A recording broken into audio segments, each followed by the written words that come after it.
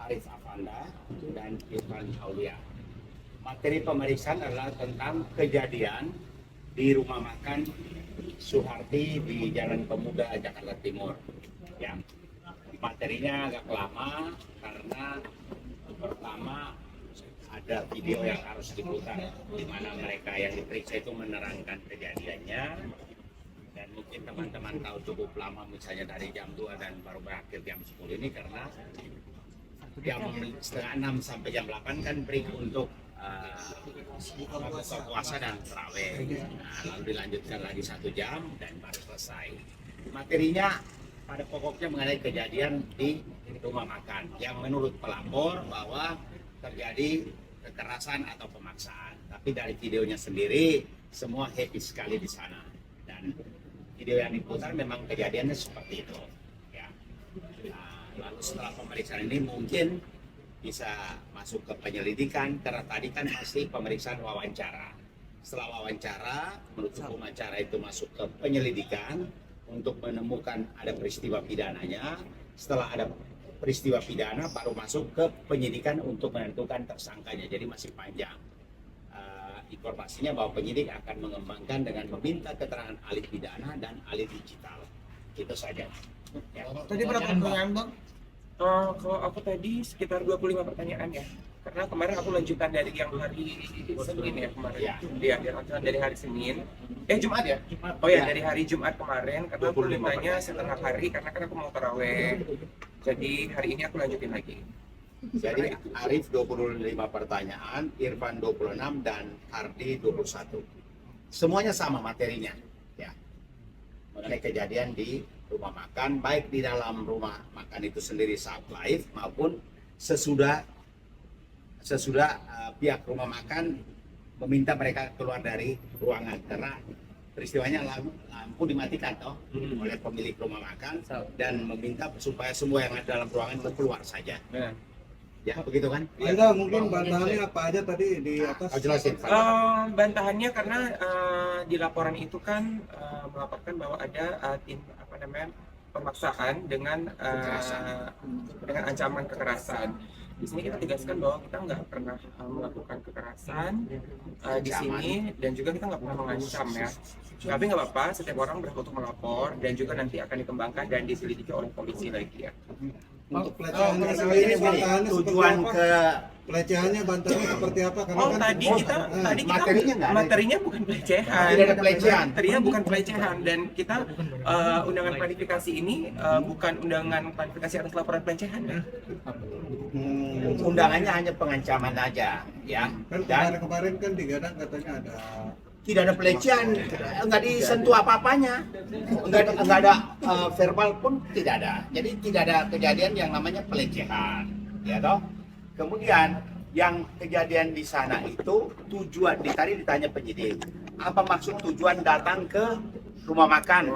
Nah, mereka menjelaskan bahwa ketika setelah dari BP POM, karena BP POM pada hari itu mengundang semua yang namanya skincare ini untuk mendapat pencerahan bahwa yang berhak untuk mereview suatu produk hanya BP POM, ya. Tetapi setelah keluar dari BP POM, ada netizen yang menginformasikan bahwa Doktif sedang live, kemudian disamperin ke sana. Tujuannya adalah untuk meminta klarifikasi bahwa yang direview itu menurut Doktif kan produk dari SS. Padahal itu produknya sudah 2 tahun yang lalu tidak pernah beredar lagi. Tapi sampai di sana kan ditanya dapat dari mana, beli di mana segala macam, dia kan tidak menjawab. Maka di situ terlihat kebohongan dia. Gitu loh. Jadi dia banyak berbohong bahwa dia mengatakan bahwa ini produk SS, ternyata 2 tahun sebelumnya produk itu tidak ada lagi. Bahkan kita bisa buktikan kapan beli dari pabrik, kapan didistribusikan ke distributor, dan kapan BP POM menegur supaya tidak beredar lagi. Ada itu semua. Berarti dalam arti gini, Bang. Berarti dalam arti semua itu ada, bisa dibilang ada ya, Bang, atau bisa ada kesalahan, Bang? Dia berbohong. Dia kan mau menjatuhkan produk orang. Ini kan persaingan. Jadi dia memang sengaja untuk menjatuhkan, gitu loh. Karena tujuannya kalau memang benar dia mereview produk SS, kan misalnya dia menyatakan membeli di suatu tempat, belinya kapan, di mana tempatnya, supaya bisa diklarifikasi kan. Tapi begitu ditanya tidak menjawab atau nggak apa kata dia? Dia nggak tahu, dia nggak mau kasih tahu. Pokoknya dia nggak mau kasih tahu dengan dalih dia melindungi reseller tempat dia dapatkan krim MC. Bang, ini kan banyak yang bilang kayak tujuan lu bener tapi caranya yang salah, Bang. Menyayangkan caranya seperti itu. Mungkin tanggapan lu gimana sih, Bang? Menurut saya sih kan di situ nggak ada kita nggak ngancam, Datang kita bertanya. nggak ini malah di situ juga kita ada jokes ya, ada jokes yang buat Jokesnya misalnya begini, misalnya begini. Lo dapat dari mana? Lo pakai ternyata apa istilah lo bilang bopeng. Iya. Ah, bopeng ini apa? Bopeng lo ini. Jadi banyak jokesnya dan itu dalam rekaman semua ada. Ya. Bang, berarti poinnya ada gini, tidak ada pasal pelecehan seksual yang dilakukan. Enggak ada. Nggak ada. Tadi pemeriksaan pun tidak ada. Tidak disentuh, tidak ada ucapan-ucapan yang mengarah ke seksual. Nah, di gambar itu ada seorang laki-laki yang datang terus langsung pergi, itu siapa? Yang mana? Yang di Dia kamera atau seolah-olah CCTV. melakukan apa provokasi atau Wah, nggak tahu kan banyak video putarannya banyak dan banyak orang. kan ada gambar laki-laki datang terus buka baju langsung pergi gitu. Ada. Di video nggak ada itu. diperlihatkan. Tadi Iya, nggak karena diperlihatkan. waktu preskon pertama kali dokter ada hal-hal yang seperti itu di Dari pihak sana ngomong. Oh, tapi tadi nggak ditanyakan ya? Dan Nggak karena ditanyakan di sama dalamnya kita kan tadi. ada pihak rumah makan, ada timnya dokter, ada tim ini. Jadi yang mana kita tidak tahu, tapi tadi tidak diperlihatkan rekaman itu. Tapi Ya, soal karena ada rekaman laporan. suara yang beredar gimana sih yang sekarang viral? Rekaman suara yang beredar, oke, ini terlepas dari masalah ini, aku mau kasih tahu ke kalian bahwa ini memang dia punya niat tersembunyi di balik review skincare ini. Ya, terbukti dari kemarin dia pernah ada kabar bahwa dia ketemu sama suami Dr. Reza di Starbucks Cilegon, tapi dia itu membantah dan mengatakan bahwa itu adalah fitnah. Ya, dia bertemu dengan salah satu sales obat, sales pabrik obat. Nah, ternyata dia memang ketemu dengan dengan suami Dr. Reza dan dia juga di situ meminta sejumlah uang 2 juta dolar Singapura atau 20 miliar lebih kurang ya, dan membawa-bawa nama Kapolri, membawa-bawa nama DPR dan juga dia membawa-bawa nama presiden ya di situ. Ya, kalau kalian mau lihat fotonya, aku sekarang bisa lihatin. Agak tengah ini. Tahan. Bisa dijelasin Bang? Bisa saya jelasin Bang? Ya, jadi ini adalah ada tanggalnya, ini tanggal 27 bulan 11.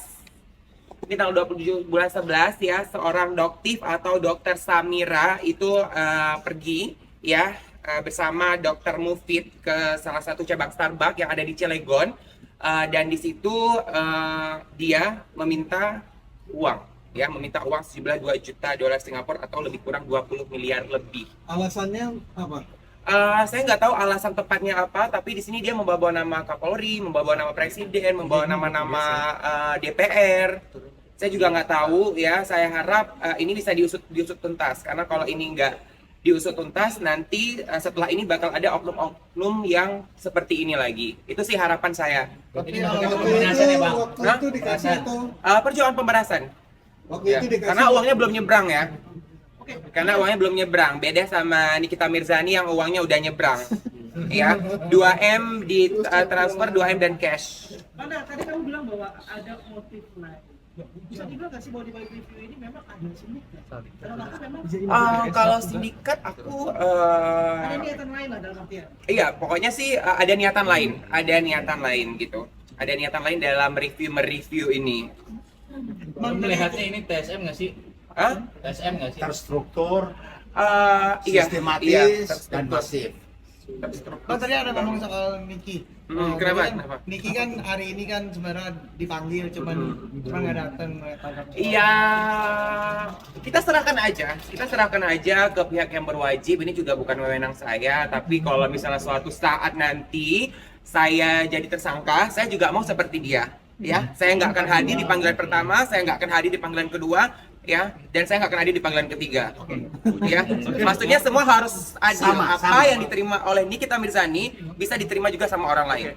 Ya. Perasaan Nikita kebal hukum atau gimana? Kalau kebal hukum saya nggak yakin dia kebal hukum ya.